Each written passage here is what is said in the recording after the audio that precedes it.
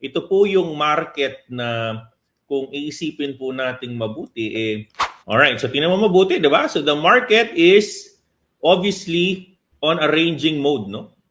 Since November 16, ito po ay nagre-range lamang dito sa rectangle na to, no? The market has been ranging, ito yung boring na market. Parang ganito lang yan, no? This is a boring market nung we are in this consolidation. When we are in this consolidation, the market was also boring.